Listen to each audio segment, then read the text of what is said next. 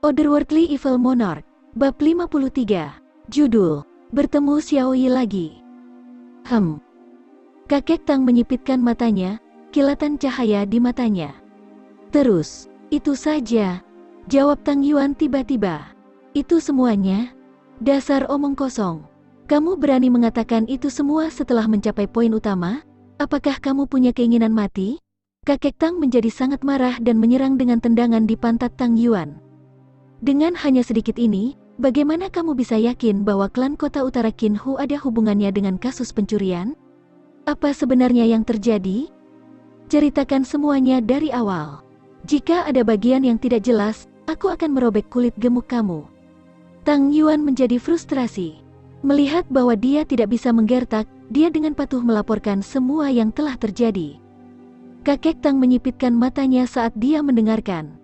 Ketika dia mendengar tentang Jun Moxi yang menuduh klan Kota Utara terkait dengan kasus pencurian, dia menyela Tang Yuan dan bertanya, "Mungkinkah si brengsek Jun Moxi itu punya daging sapi dari klan Kota Utara?" "Hah, tidak. Bagaimana bisa?" Mempertimbangkan karakternya, jika dia memiliki dendam dengan klan Kota Utara, dia akan meratakan klan kecil itu sejak lama. Bagaimana klan Kota Utara masih bisa bertahan jika itu masalahnya? Tang Yuan dengan cepat membantah. Memang, Jun Moxi seharusnya tidak mencoba menjebak Qin Hu. Hanya berdasarkan kekuatan keluarga Jun, tidak perlu baginya untuk mendorong masalah seperti itu ke pihak kita. Namun, aku agak tidak bisa mempercayai Jun Moxi itu. Karena itu, dia seharusnya bukan seseorang yang bisa menyusun strategi tingkat tinggi untuk menyakiti orang lain. Kakek Tang mengelus jenggotnya. Tapi, kakek, Xuankor terlalu penting untuk keluarga kita. Di saat seperti ini, lebih baik bagi kita untuk percaya pada sesuatu daripada tidak sama sekali. Melihat rencananya akan membuahkan hasil, Tang Yuan dengan cepat menambahkan, "Benar, aku lebih suka percaya pada sesuatu daripada tidak sama sekali. Selain itu, hanya geng kecil dari dunia bawah, bisakah aku tidak bergerak melawan mereka? Aku hanya dapat menganggap ini sebagai tindakan membantu orang biasa dalam menyingkirkan sarang kejahatan." Kakek Tang dengan kasar berdiri, mengatakan bahwa klan Kota Utara terkait dengan kasus pencurian berdasarkan insiden itu saja memang tidak masuk akal. Namun, klan besar di dalam kota telah bertindak berlebihan akhir-akhir ini. Terutama klan Kota Utara ini. Aku mendengar bahwa mereka telah melakukan banyak perbuatan jahat. Selain itu, penyelidikan terhadap Xuankor telah menghilangkan beberapa klan ini. Karena itu masalahnya, aku mungkin juga menangkap orang-orang dari klan Kota Utara dan menginterogasi mereka terlebih dahulu. Semoga kita bisa menemukan petunjuk di sana. Kakek Tang memikirkannya. Meskipun dia tidak menaruh banyak harapan padanya, bahkan jika ada secercah harapan, maka dia setidaknya harus memeriksanya. Sampaikan perintahku, semua yang berada di tingkat ke-9 Xuan Qi dan di atasnya harus segera berkumpul. Kita akan mengambil tindakan malam ini. Ingat, sampai masalah ini selesai, mereka tidak boleh membunuh dengan sembarangan. Aku butuh informasi dari mereka. Dimengerti. Tang Yuan sangat senang. Metode Tuan Muda ketiga Jun memang luar biasa. Perlakuan kakeknya terhadapnya sudah berubah, haha. Rencana dari Jun Xie ini pada dasarnya lahir dari ketidaksukaannya pada klan Kota Utara. Mereka yang mendapatkan kemarahan Raja Iblis bisa melupakan tentang menjalani kehidupan yang baik. Namun, Jun Xie memiliki terlalu banyak kekhawatiran tentang akibat bergerak melawan mereka sendirian. Jadi, dia mendorong masalah ini ke Tang Yuan. Adapun Tang Yuan, alasan dia menerima peran ini hanyalah untuk membuat hidupnya lebih tertahankan. Dia tidak tahan lagi diperlakukan seperti tikus di rumahnya sendiri, dipukuli dan dikutuk setiap hari. Adapun kakek Tang, dia memutuskan untuk menindaklanjutinya karena dia berpegang pada harapan bahwa itu terkait dengan Xuankor. Bagaimanapun, memiliki harapan lebih baik daripada tidak memiliki harapan. Selain itu, dia juga bisa menggunakan kesempatan ini untuk memusnahkan kelompok yang merugikan demi kepentingan rakyat biasa. Tidak peduli apa hasil yang dibawa insiden ini, selama dia bisa mempublikasikan daftar kejahatan yang telah dilakukan klan Kota Utara, reputasi keluarga Tang akan naik satu tingkat. Dengan begitu, aksinya akan mendapat dukungan massa. Selain itu, klan Kota Utara adalah yang terlemah di antara 6 klan besar. Mereka tidak memiliki kekuatan pendukung di belakang mereka. Bergerak melawan mereka adalah sesuatu yang tidak membutuhkan kebijaksanaan. Selain itu, ada kemungkinan kejutan yang menyenangkan jika ternyata tindakan ini akan membawa potensi petunjuk menuju Xuankor. Namun, Jun Xie, Tang Yuan, dan kakek Tang tidak mengetahui sesuatu. Mereka tidak tahu bahwa aksi dari pihak mereka ini adalah serangan yang benar-benar beruntung. Ini akan menjadi kejutan menyenangkan yang tak terduga bagi mereka. Semuanya akan datang bersama pada malam ini juga. Adapun pengaturan Li Youran agar Qin Hu menyelidiki Jun Xie, instruksinya baru saja tiba untuk Qin Hu. Sayangnya, sekarang kakek Tang telah mengerahkan pasukannya. Tampaknya rencana Li Youran akan digagalkan lagi. Tanpa peringatan atau alasan apapun, rencananya akan hancur berantakan. Semua karena dua pesta pora, satu yang tidak tahan dengan keberadaan klan Kota Utara, sementara yang lain ingin melarikan diri dari situasinya yang menyedihkan.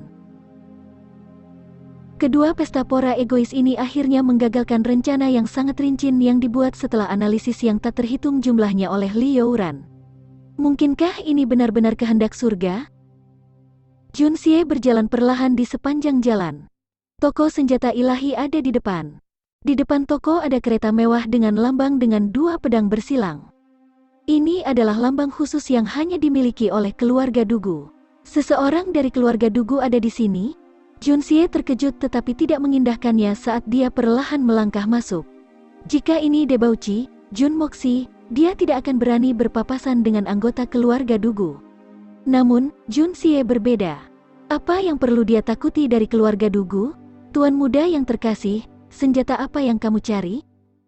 Saat dia memasuki toko, seorang pria paruh baya muncul. Tidak ada sejumlah kecil tuan muda seperti Jun Xie di dalam kota. Mereka semua menyukai kebiasaan membawa pedang yang tampak luar biasa.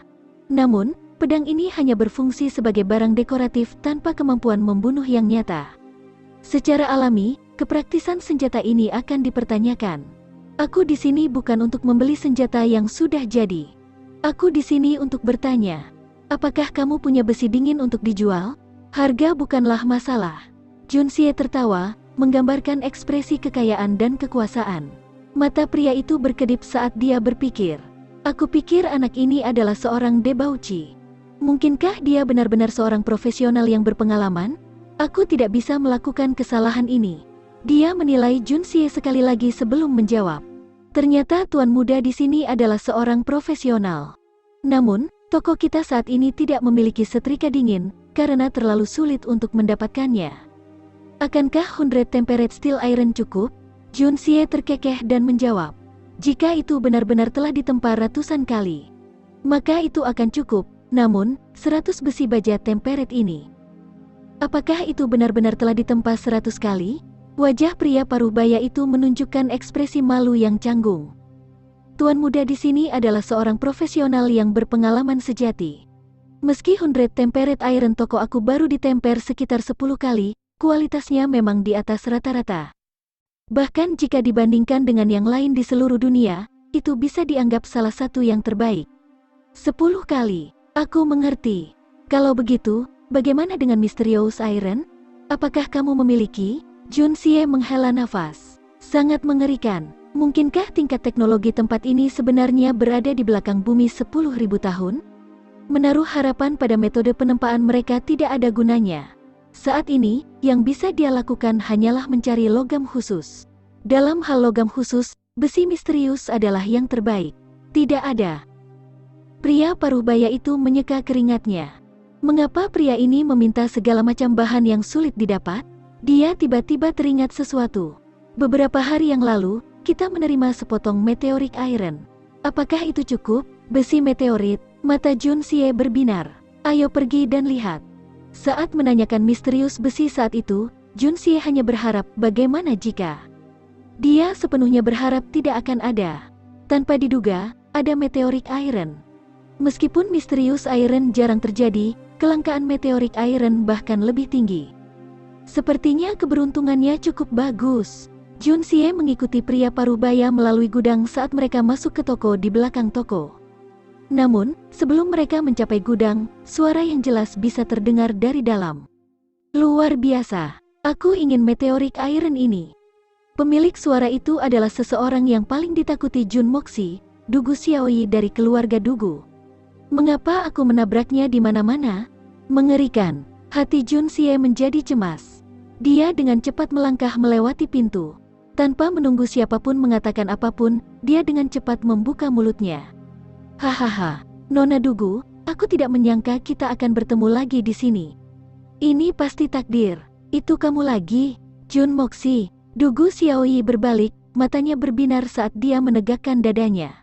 Jun Moxi, kamu terlalu abnormal. Mengapa aku akhirnya akan menabrakmu sepanjang waktu?